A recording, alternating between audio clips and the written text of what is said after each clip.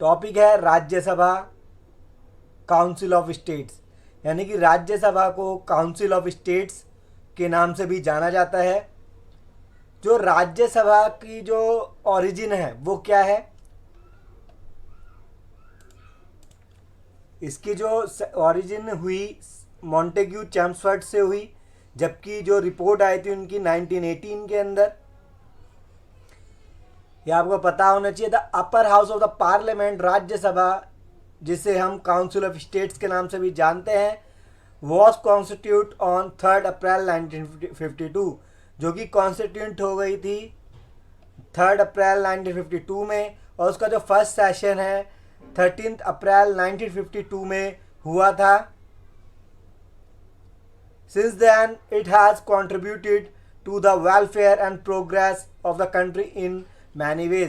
जब से लेकर अब तक क्या करती है, कंट्रीब्यूट करती है वेलफेयर में, प्रोग्रेस के अंदर, कंट्री के अंदर। ठीक है, किसके ऊपर ज़्यादा कंट्रीब्यूट करती है राज्यसभा? वेलफेयर और प्रोग्रेस के ऊपर कंट्री में, अलग अलग वेज से, अलग अलग रास्तों से, तरीकों से। राज्यसभा का मेंबर बनने के लिए कौन कौन सी क्वालिफिकेशन होनी चाहिए, जो कि आप स्क्रीन पे देख सकते हैं कि कोई भी सिटीज़न जो कि इंडिया का हो, यानी कि सिटीज़न ऑफ इंडिया हो, 30 साल तक उम्र उसकी पूरी हो चुकी हो, should process around mental health, यानी कि कोई ऐसी मेंटल हेल्थ उसकी ख़राब ना हो, और यानी कि ठीक हो, किसी गवर्नमेंट की पोस्ट पे हो ना जहाँ से उसको इनकम हो रही हो, और ना ही उस पर कोई क्रिमिनल एक्टिविटी या क्रिमिनल केस लगा हो। तो ये सारी क्वालिफिकेशन होनी चाहिए राज्यसभा का मेंबर बनने के लिए। यहाँ पर हम देख सकते हैं पार्लियामेंट में 3 खंड दे रखे हैं, प्रेसिडेंट, राज्यसभा, लोकसभा।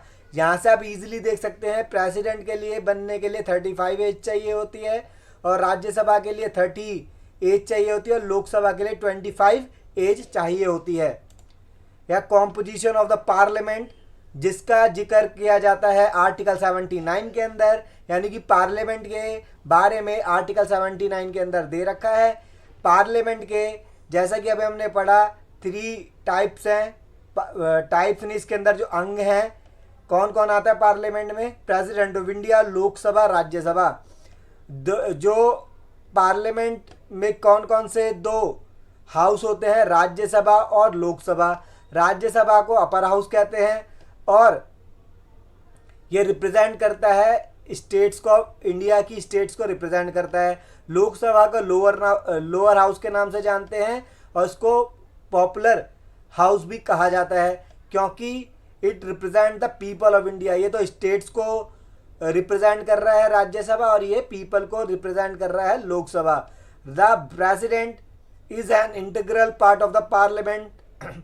ये इंटीग्रल पार्ट है प्रेसिडेंट पार्लियामेंट का, ये मेंबर नहीं होता है इन दोनों में से किसी भी हाउस का। आपको ये ध्यान में रखना है कि जो प्रेसिडेंट होता है वो तो ना तो वो लोकसभा का मेंबर होता है, ना ही वो राज्यसभा का मेंबर होता है। यहाँ पर हम देखेंगे कॉम्पोजिशन ऑफ राज्यसभा, जो कि आर्टिकल 80 में इसके बारे में लिखा गया है। राज्यसभा को अपर हाउस कहा जाता है पार्लियामेंट का, और ये परमानेंट बॉडी है, जो कि हम देखेंगे बाद में कि किस तरीके से परमानेंट बॉडी है, और उसको डिसॉल्व नहीं किया जा सकता है, इसको भंग नहीं किया जा सकता है। यानी कि राज्यसभा कभी भी भंग नहीं होती है। क्यों होती है, अब ये क्यों नहीं होती है हम आगे देखेंगे। The member of the Rajya Sabha can not exceed 250, यानी कि राज्यसभा के मेंबर की जो मेंबर्स की जो संख्या है वो 250 से ज़्यादा नहीं होती है। और इसके अंदर प्रेसिडेंट 12 मेंबर्स को नॉमिनेट करता है on the basis of their excellence in literature, science, art, social service and the rest are the elected. तो ये 12 मेंबर को बेसिस ऑफ देयर एक्सीलेंस पे, जो कि literature, science, art, social service etcetera होते हैं, उस पर प्रेसिडेंट नॉमिनेट करता है 12 मेंबर को। यहाँ पर अभी के समय में प्रेजेंट के अंदर राज्यसभा के मेंबर कितने हैं? 245, यानी कि 250 चाहिए होते हैं, तो फुल अभी तक हुए नहीं है इसके मेंबर। तो अभी जो प्रेजेंट में राज्यसभा के मेंबर की संख्या वो कितनी है? 245। यहाँ पर आप एक चीज़ और देख सकते हो कि कॉम्पोजिशन ऑफ राज्यसभा जो कि आर्टिकल 80 में दिया गया है, वैसे ही लोकसभा का अगर कॉम्पोजिशन दिया होता है तो आर्टिकल 81 में दिया होता है, जो कि हम नेक्स्ट वीडियोस में आने वाली वीडियोस में देखेंगे कंप्लीटली लोकसभा के बारे में।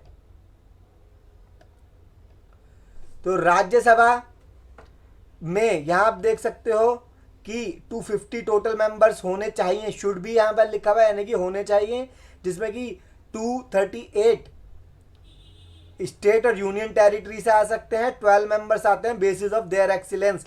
पर प्रेजेंट के अंदर जो स्टेट और यूनियन टेरिटरी से राज्यसभा के मेंबर बने हैं वो 233 है, और नॉमिनेट कितने हो रखे हैं, 12 मेंबर।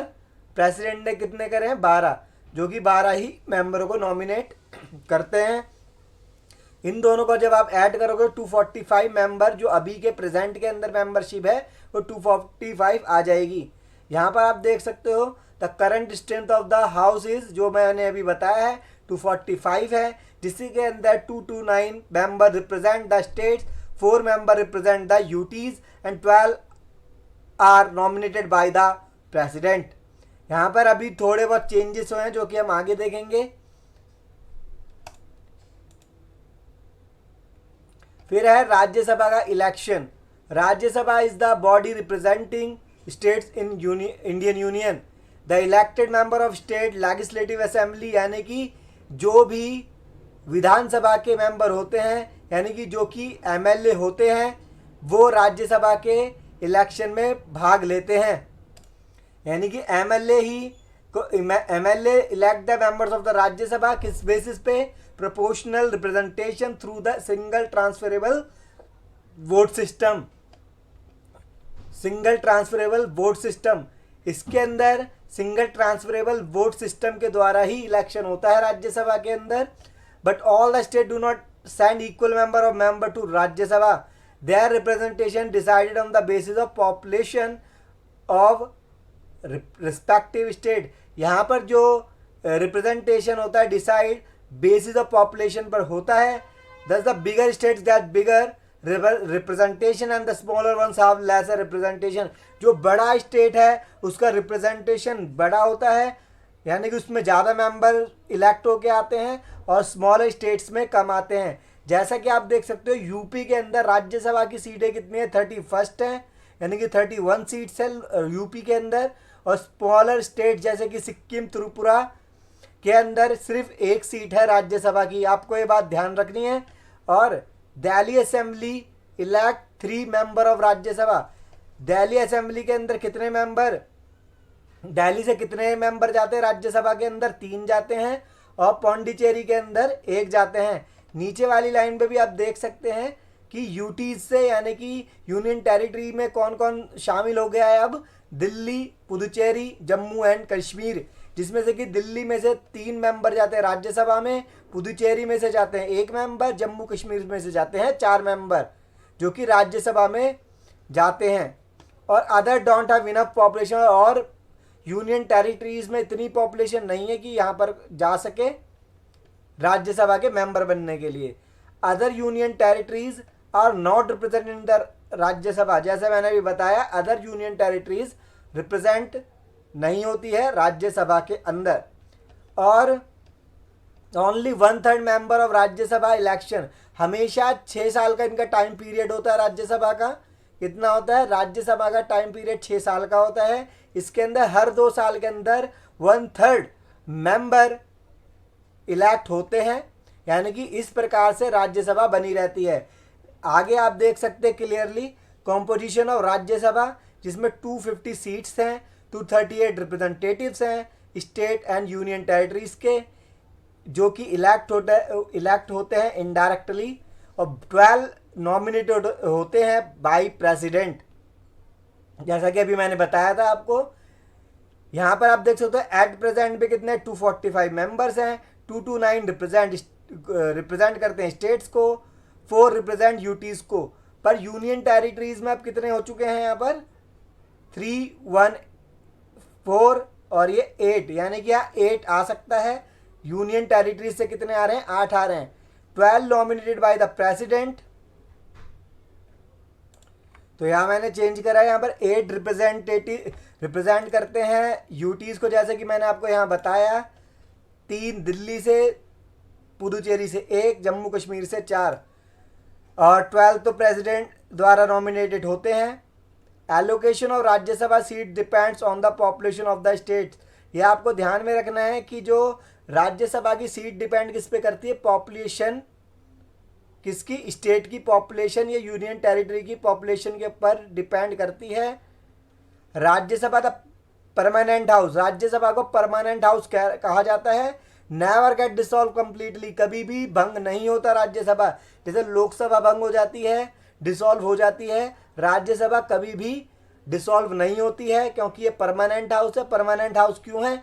क्योंकि जो राज्यसभा का जो कार्यकाल होता है, टेन्योर होता है, वो 6 साल का होता है, जिसके अंदर एवरी 2 ईयर्स के अंदर 1/3 मेंबर को का इलेक्शन होता है। जिस तरीके से यहाँ आप देख सकते हैं, ये अगर इधर से हम कट लगा दे तो 1 2 3 बन जाएंगे, यानी कि तीसरे हिस्से पे जो कि 1/3 मेंबर हैं इलेक्शन लड़ते हैं, और जिनका इलेक्शन हर 2 साल में होता है। यानी कि 245 मेंबर्स हैं, तो इनका 1/3 अगर निकालोगे तो हर 2 साल में इनका इलेक्शन होता है राज्यसभा के मेंबर्स का, और बाकी जो बचे हुए हैं वो उसी जगह पर रहते हैं। इस प्रकार से राज्यसभा हमेशा बनी रहती है। इलेक्शन प्रोसेस क्या है राज्यसभा का? Rajya Sabha members are elected indirectly by the people, that is by the MLA, जो कि अपने पढ़ चुके हैं हम कि इलेक्ट होते हैं इनडायरेक्टली बाय द पीपल, जो कि होते हैं एमएलएस के द्वारा। Member of a state legislative assembly, यानी कि विधानसभा, जो कि विधानसभा है, इसमें इलेक्शन में पार्टिसिपेट करती है। प्रोपोर्शनल रिप्रेजेंटेशन के साथ सिंगल ट्रांसफरेबल वोट इसमें शामिल होता है। इसमें to win a Rajya Sabha seats a candidate should get a required number of votes, that number is found out using the below formula. इस फार्मूले के आप देख सकते हैं, इस फार्मूले के द्वारा आप देख सकते हैं किस तरीके से राज्यसभा में इलेक्शन होते हैं मेंबर्स के। Total number of votes, number of Rajya Sabha seats +1 यहाँ पर सिंगल ट्रांसफरेबल वोट से होता है।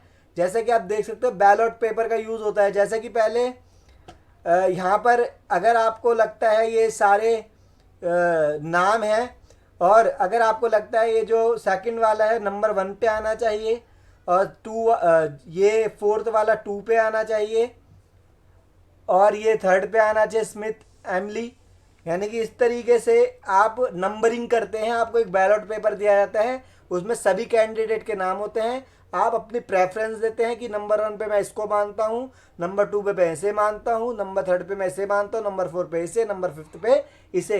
इस तरीके से सभी मेंबर अपना वोट देते हैं, जिसको पसंद करते हैं उनकी नंबरिंग कर देते हैं।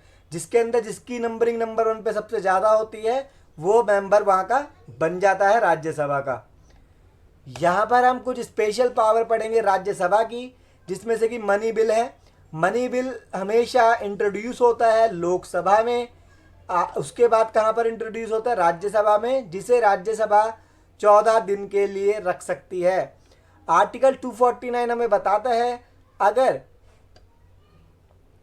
राज्यसभा को लगता है कि कोई मैटर ऐसा है जो कि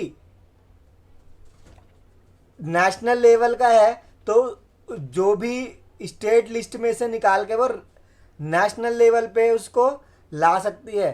ठीक है, 249 के अंदर अगर आर्टिकल के तहत अगर राज्यसभा को लगता है कोई भी मैटर जो कि स्टेट लिस्ट के अंदर है वो राष्ट्रीय महत्व का है, यानी कि नेशनल लेवल का है, नेशनल इम्पोर्टेंस रखता है नेशनल में, तो वो स्टेट लिस्ट से निकाल कर नेशनल लेवल पे यानी नेशनल उसमें उसको लगा सकते हैं। राष्ट्रीय स्तर पे सेंट्रल लिस्ट पे, सेंट्रल लिस्ट के अंदर उसको डाल सकते हैं। जैसा कि हमने पढ़ा था सेंट्रल लिस्ट होती है, स्टेट लिस्ट होती है, वैसे ही स्टेट लिस्ट के किसी भी मुद्दे को सेंट्रल लिस्ट में डाल दिया जाएगा अगर राज्यसभा को लगता है कि वो जो मैटर जो कि स्टेट लिस्ट में है वो सेंट्रल लिस्ट में होना चाहिए।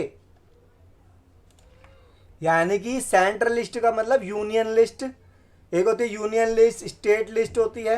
तो जो कि मैंने आपको बता दिया है आर्टिकल 249 के अंदर, अगर राज्यसभा को ये लगता है कि कोई भी जो मैटर है जो कि स्टेट लिस्ट के अंदर शामिल है, और राज्यसभा को लगता है जो स्टेट लिस्ट के अंदर शामिल मैटर है वो यूनियन लिस्ट में होना चाहिए, तो उसको 2/3 मेजॉरिटी से पास करके रेजोल्यूशन करके उसमें उसको यूनियन लिस्ट में डाला जा सकता है।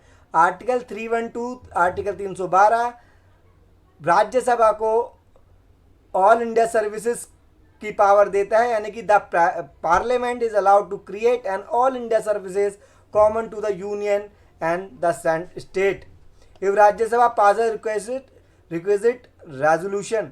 तो ये सारा जो ऑल इंडिया सर्विसेज की जो पावर है वो भी आर्टिकल 312 के तहत राज्यसभा के अंदर आती है।